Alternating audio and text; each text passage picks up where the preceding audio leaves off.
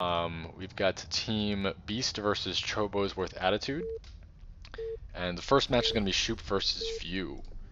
Yeah, so I was going to say a little different here. View is actually a B-teamer. He kind of stepped up to avoid a walkover for his team, so big props to him. Yep. Hope to see how these games go. I mean, just you would think that, Shoop has the advantage here being the A-teamer over the B-teamer, but, you can prepare something, pretty cheeky or cheesy or something and maybe take him off surprise and still take some games. So yeah, that's what I've always really thought, that most players, unless the skill level is so different, like unless you have top level foreigners involved, most players can take one game. It's really a matter of being able to exploit the holes that someone else might have and just executing things perfectly, especially when it comes to cheese. They're actually talking about a bit of cheese here. Got the chat. Yeah, I did see that. Cool. So we do have View over here in the bottom left corner as the brown Terran. And up here from Team Beast in the top right, we have our purple Protoss Shoop. Playing under the Shoop tag this week. Oh, throwing us off. Yeah. Yeah, so the rules do state that anybody can sub in for an A-team match. Obviously, an A-teamer can't sub for a B-team. That would be very abusable. But if the team, for whatever reason, can't field enough A-teamers or something happens, B-teamers can step in. And that's exactly what View has done, so props to him. I think for some players, the A and B team designation is pretty close. If you're lower end A and higher end B, I don't think there's too much difference. View, from what I've seen, is decent, but Shoop is definitely higher end A, so this is a tough match for him. Yeah, I mean, Shoop is more known for his PVZ. Maybe not quite as strong in PVT, but I know he has been working on that recently as well. So it'll be interesting to see what he brings to the table. And if View himself decides to go for any kind of aggressive builds or cheeses, or if he's just going to try and, play Shoop standard straight up. But isn't Shoop standard aggressive builds and cheeses? Yeah, probably. Yeah, he's. You never know what Shoop's going to do. He's not really the most macro player. View letting him know that he should be going DTs, so that's always nice to mind game your opponent. Shoop's probably planning to do that anyway, and now he's like, do I do it? He's just called it out in chat. Yeah. Maybe I'll mix it up and go Reavers now instead. Yeah, I would like to see some Reavers out. And there is the potential when you're an A-teamer versus a B-teamer that you take something out that you're not that comfortable with. It's a decent place to practice something a little outside of your normal wheelhouse. And that could actually give you more of an advantage here if Shoop does opt to do something like that. For sure. I know he does use Reavers a fair bit though, so he's probably comfortable with them, at least more than I am for sure. He's done a ton of harass to me in PvP with Reavers. It just kills me every time. But yeah, I think he just likes shuttles, to be honest. That's really his unit. His thing is the shuttle. So as for this game specifically, we do have the full wall out from View, and I'm pretty sure that he can't see that second factory. No, he can't. So he sees the first factory timing, only single Marine, and not going to be able to get too much going on there, but crucially that second factory is placed very nicely, so he really doesn't get a lot of info with that first scout.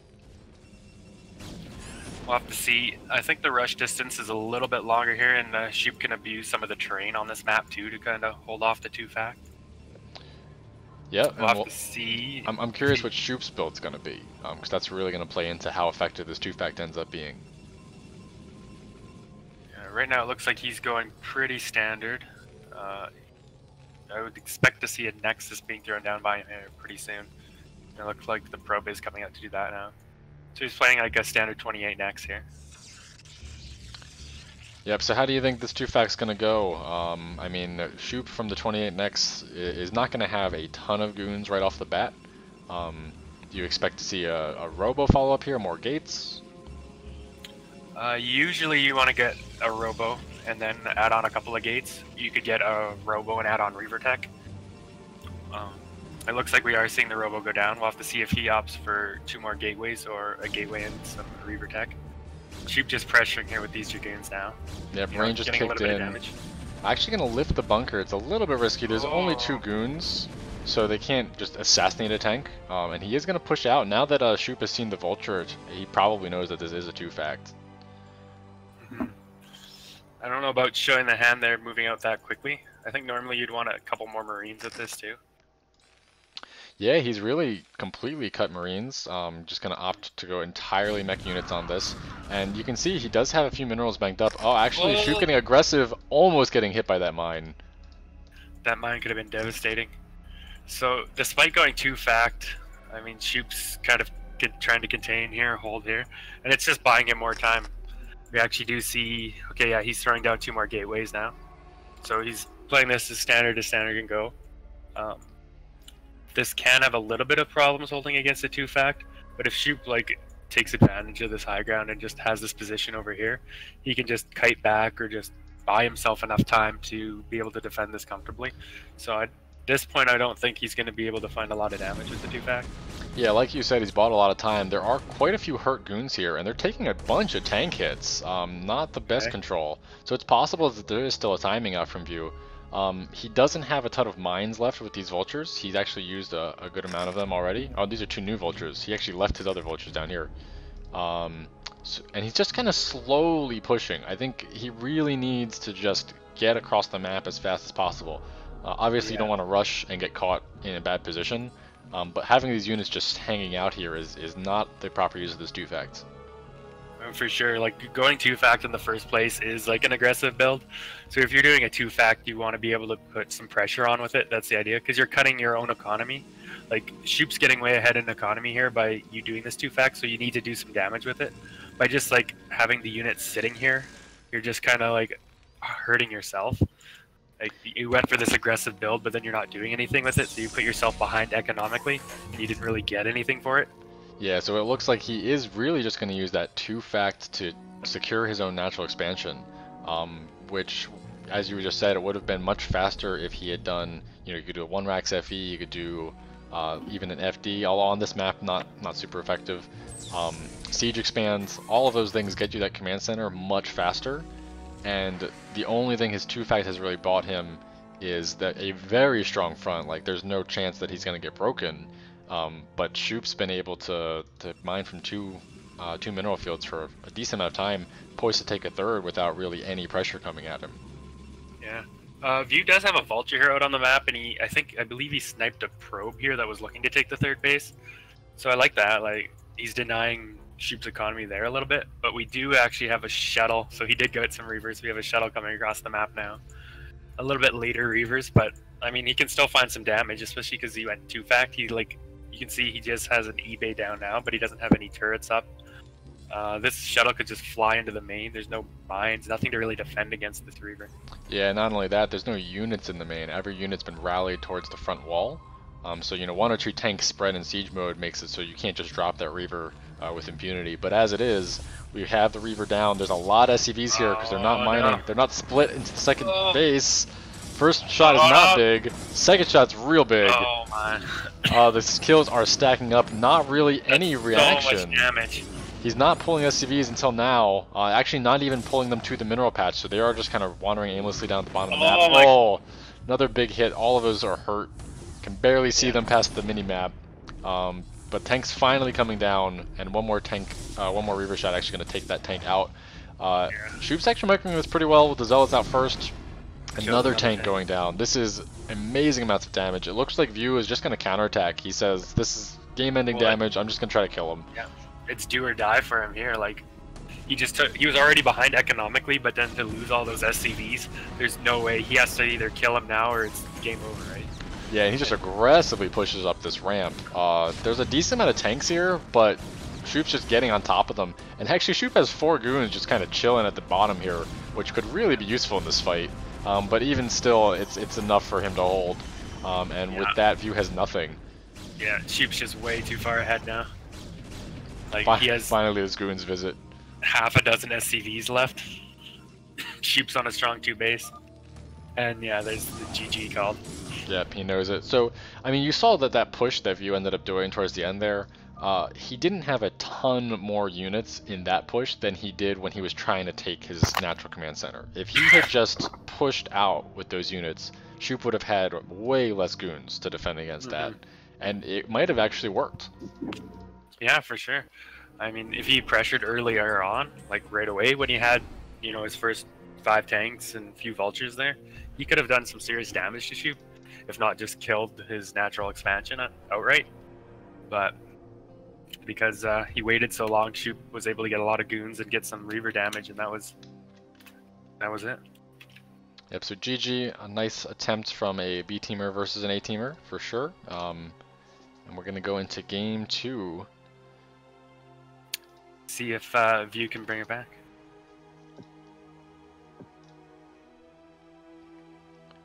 Yeah, I do like, you know, 2-fact is aggressive, but it's not really cheese. It's still a standard build. In a way, I mean, yeah. I mean, you have to do some damage or you're behind, but it's not. I guess some people would call it cheese if you're into you know, super macro games, but it's not do or die. You know, if you absolutely do 0 damage, then you're in a real bad spot. But you know, generally you'll get a pretty even trade out of it if you just attack. Yeah. So I do like seeing, you know, if you're a B teamer going against A teamer, you're still playing a fairly standard game, trying to take a solid game, not doing some sort of 8 racks in the center cheese. I really appreciate that. All right. Well, let's see what happens here. We got game number 2 between Shoop and View on Circuit Breaker's Ascent. Yeah, so Circuit Breaker, you know, Match Point is the map that you can cheese a little easier in some sense, because you know where they are without scouting. It's only a 2-player map. Circuit Breaker, you certainly can, but there's decent rush distances here, especially depending on if they end up cross position or whatnot. So down a game, we'll see if View goes for the standard. Will he mix up his build? Will he do a 2-fact with an attack, or will he change it up and just try to secure his natural in a more economic build? Yeah, it'll be interesting to see. I mean, excuse me, Circuit Breaker does offer the option for Terran to take like 4 bases, because they can just like turtle up behind the bridges outside their natural, kind of turtle up and wall off that low ground 4th. So it's pretty easy for Terran to get into a 4-base macro game here, and a 4-base Terran is really strong. Absolutely. Yeah, 4-base, 3 gas. You know, a lot of maps, by the time the Protoss army is just really scary, it's hard for Terran to really take that 3rd even. But on Circuit Breaker, like you say, you can get a really big Terran engine going, and that's a different story. Yeah, we'll have to see. I mean, there's obviously a ton of different ways you can play this. We'll have to see if he wants to go for something macro-based like that, or if he's going to try, you know, something aggressive again. And we'll see again if Shoop wants to go for, you know, a standard 28 next, or if he's going to mix it up. Yep, and View attributing that loss to not having turrets, you know, they certainly would have helped, but I think just having a 2-fact that secures your natural is really the main problem, like we were pointing out. So that's one of the hardest things about StarCraft is you notice the thing that kills you, but it's really hard to determine all of the things that might have gone wrong in your decision making and your execution that led to that point being possible. So I really don't think it was a matter of late turrets, but more just sort of misusing the build. Yeah, I would agree. Like, there's a lot of cases like that in StarCraft too. Like, you have all these different builds, but you have to know what they're going to accomplish. I believe Shoop and I casted like a PVT. I think it was Gorgo's game. Forget who he was against, but he opened fast DTs. But then when he used them, he didn't like kill the detection of the Terran. So if he had gone for like the turrets and the scanners, he for sure would have won that game. But because he didn't, you know, he went for like supply depots or tried to kill some SCVs or something, the Terran was able to scan the DTs, and then all of a sudden the Terran was way ahead because he had the faster expansion and the better economy. So it's just like another example of, if you're going to do a build, you got to know what you want to accomplish with that build. So like you said, with the 2-fact, it's an aggressive build. What you want to do is be aggressive with it. You don't want to just sit back and be defensive with it. Right, because you can't understate enough how much that puts you back compared to more economic openings. And at that point, it doesn't matter, you know, what the skill levels of the player are. You're just playing from behind. Mm-hmm. And I mean, a better player, if you're playing from behind, a better player is gonna win most of the time there, right? Like, because they know how to play it, they know their build better. So Yep, that's what it comes down absolutely. to. So we do have a banking up of minerals this time, rather than getting that second fact. So I think we will see a faster expansion out of you here. That's kind of what it looks like, at least. We do only have one in gas, so I'm happy to see that.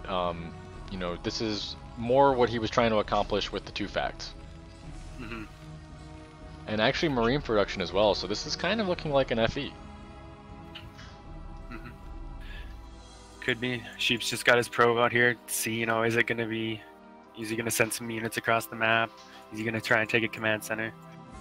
Or just scouting out, seeing what's going on. And Shoop himself is going for an earlier robo here. Yeah, sure. He's staying on 1 base this time. I think he might recognize that it's more likely for aggression to be coming out, being, you know, up a game, and Cheese is certainly on the table. So that might be playing into his decision a little bit. He may just be opting to go for an aggressive build and try to end it early. He could just be, you know, thinking, okay, I'm gonna go Reavers again because they did so well with them last time. Exactly. Yeah, he saw those Reaver shots. He was like, that's gotta happen again. Yeah. He is building a shuttle, so I would expect to see him throw down a robotic support bay here shortly, and he's got a couple zealots queued up to put in the shuttle. Yeah, I imagine that's what we see. This is shaping up to be an FD out from view, and it looks to be pretty well timed. He's actually hiding 2 Marines as well, so if the probe does pop up, he'll see the normal FD of 4 Marines, but having 2 Marines added to that actually makes it a decent amount stronger. Marines tank goon shots so well. Yeah. So it's possible that View can do some damage here. For sure. I mean, he's getting the second tank, so this is a strong FD. I'd like to see him start pushing across now and queuing up the Vulture, though. Okay, he is moving out. I don't see the Vulture queued up quite yet, but I imagine he'll be doing that soon and rally that across. Yep, and also, Shoop doesn't actually have control of the bridge. He has his 3 goons just hanging out at the back. So View's going to be able to walk all the way up to this small bridge completely uncontested. Starting his command center right behind, this is actually very well executed. And like you say, I don't know about that Vulture. I think that was a little bit late. Yeah. That's the one thing I can fault in terms of the build. But Shoop doesn't have a lot of units right here. His Reaver is just about to pop out. Okay, it's just finished now. So he can definitely use that to help defend. Yeah, and Reavers kill Marines very well, but there are still 2 tanks to contend with, and as long as View keeps them split, and doesn't die to 1 Reaver shot, oh my god, this could be enormous. He's not watching the units. Oh no, that was just in the nick of time. Shoop does lose the shuttle, but Shoop does lose the shuttle, which is a pretty big deal. I mean, that means that Shoop doesn't have the option to harass with that. We do have 1 Spider Mine who's going to be sort of annoying, but there's not really a ton of mines to stop Shoop from advancing here. So he'll be able to take control all the way up to this double bridge of View now. There are a couple more mines down, but it looks like Sheep's just going to go ahead and push on through. Yeah, I don't think that's the best choice, and once he sees that there are more mines, and siege mode as well, he's got to back off. Likely going to just rebuild the shuttle, see if he can get some harass in, but, you know, View at least knows that that build is what Shoop went for. He's seen the Reaver, so I would expect that the turrets will be ready in time. I don't see the engineering bay yet. Yeah, there's still no engineering bay, and he even mentioned last game that he didn't have turrets in time, and that seeing the Reaver this time, I would expect he would have had some turrets down. He's just starting the E-bay now, but I mean, Shoop's shuttle's done. If he loads up that Reaver and flies across, turrets are definitely not going to be ready in time. Yeah, so I completely understand that you're microing that situation. You need to get those units out of there. Like, losing those tanks would be game-ending. But you gotta find the time to just start that engineering bay. Building buildings is something that you have to start as soon as possible, because there's just a lot of time required there. Shuttle is here, he's hanging out in the dead space right here at this ridge. Nothing shoots up at the moment, so he can just wander around wherever he wants. All tanks are unsieged, and they're just kind of like following the shuttle, so that is going to prevent him from just dropping down without a care, but at the same time, he leaves the front door pretty open. And now he's running back, and he has nothing to deal with this Reaver. Yep, so Shoop doing the standard strat of distracting your opponent from what you're actually aiming to do. Shoop doing the Shoop thing. Shoop doing the Shoop thing. Actually loses the units at the front, but getting a lot of damage here on the SCV line. I can't see how many kills the Reaver has because it is building Scarabs. Oh, actually gonna potentially kill a couple tanks here. They're just targeting down the Goon. And one Reaver shot will take out this tank. Trying to repair it, but that is not enough. So already tons of damage going down. View is in a much better shot.